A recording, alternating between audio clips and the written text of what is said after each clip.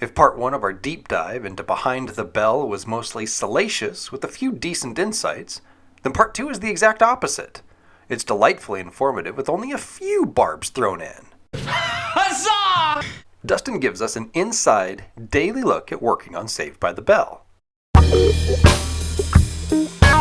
Dustin says the first thing they did Monday morning was the table read. But I also have the behind the scenes of Saved by the Bell book, where Beth Cruz got a full week of access, and she notes that school came first, which makes more sense. I'm assuming the chronological issues here are due to the ghostwriter doing what they could with limited information. So, school first, and every day, for at least 3 hours. There were 2 teachers, Kathy Cyrus and Sydney Sharon, who would later play Janitor Clopper in the new class. What the F is going on here? You see, guys, it's crap like this that prevents me from committing to covering the new class. While the kids were in school, the showrunners met with department heads, including wardrobe, music, carpentry, studio techs, and so on, to plan out the details of the next episode. After lunch, the actors then joined the table. While everyone had likely read through the scripts individually over the weekend, Monday was the first time they'd read all together. Producers and writers sat in the stands and noted what worked and what didn't. After lunch, they'd begin rehearsals by walking through sets with their full scripts until 5:30 p.m. Tuesdays were pretty similar to Mondays, except that the table reads were replaced by more rehearsals.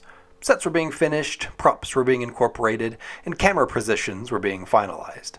At 4:30, production bigwigs would watch a full show, front to back, to see how things were going.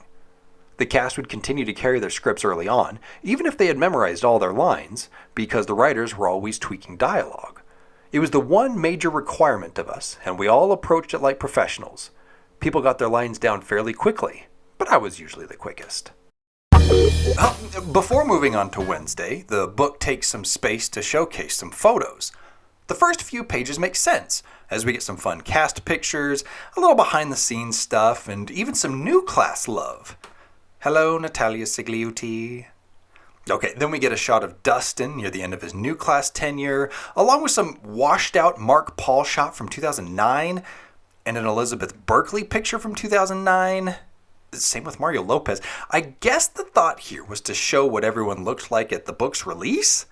And if you're thinking, these aren't the most flattering pictures, don't worry, he keeps it classy with 2005 Tiffany. Wednesdays are the same: school, rehearsal, and run-through for the producers. To add some spice to this very short section, Dustin notes 3 things. First, he totally wanted to sleep with an extra who played a background teacher.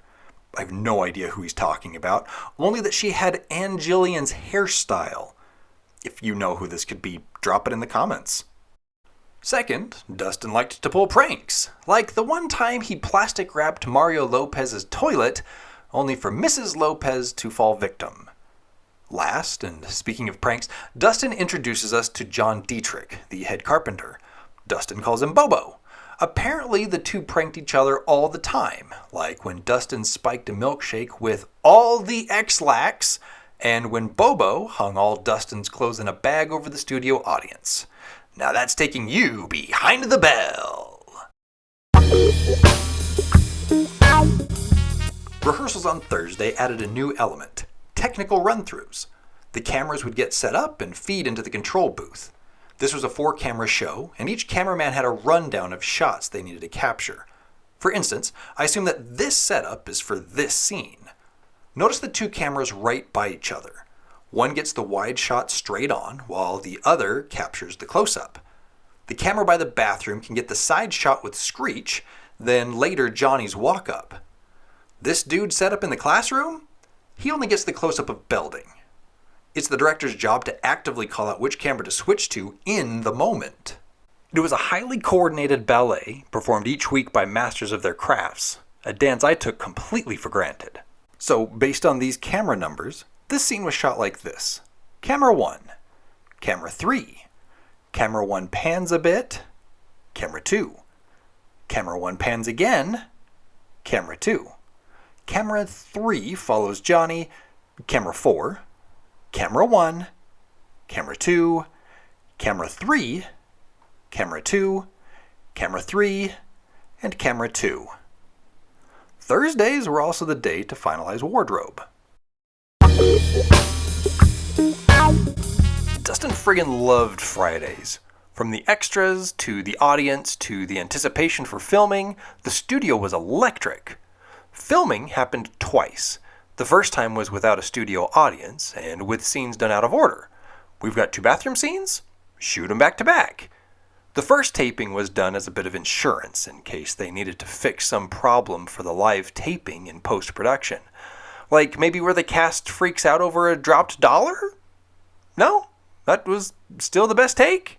Yeah! In talking about makeup, Dustin didn't hate that he had to wear it. It's part of the job. He simply lamented that he was such a pasty boy that he had to get a ton applied so he could show up on camera. He says he looked orange, like a Cheeto man, and that he was a little jealous of some of his co-stars with darker complexions. The audience was provided by Audiences Unlimited, a company that packed studios for live tapings. Microphones were placed over the audience, and sound engineers would mute inappropriate banter, but allow these gems. Go, Kelly! Ready? Busty! With the audience seated, all was ready for the second taping, the live taping.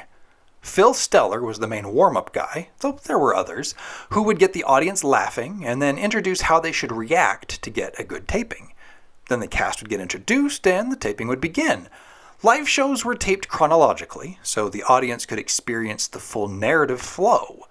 Dream sequences or difficult shots would be shown from the earlier taping, and the audience would react in real time while the cast waited to continue the scene. Dumb. Stupid. Crazy. Dangerous. Stinks. In one word, would I use dope? Nope.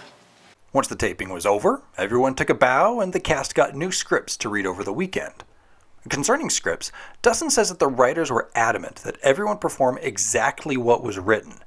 There would be instances of ad-libbing that nearly always got shut down. Yeah, these dudes are hip with the kids. The last note I'll make from Dustin's Friday musings is that he would scan the audience for hot chicks, have a page invite one back, then try to lie with her. Mark Paul, for years and years, was never seen with a girl on set, except for the co-stars he was steadily dating. I was the true super pimp. Hand me my wide-brimmed hat with the snow leopard trim, my gold-capped cane, and my chalice. Pimptacula!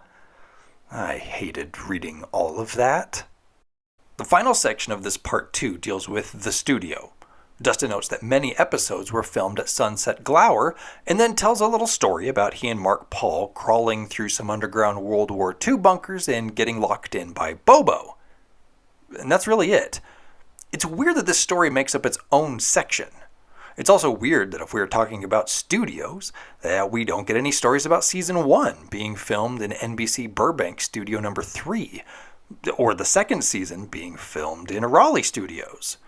The third season, or many episodes, were done in Sunset-Gower, but what about Season 4's return to NBC Burbank's Studio Number 9? And what about wherever New Class was filmed? Maybe we'll get more actual stories in the pages to come? Maybe?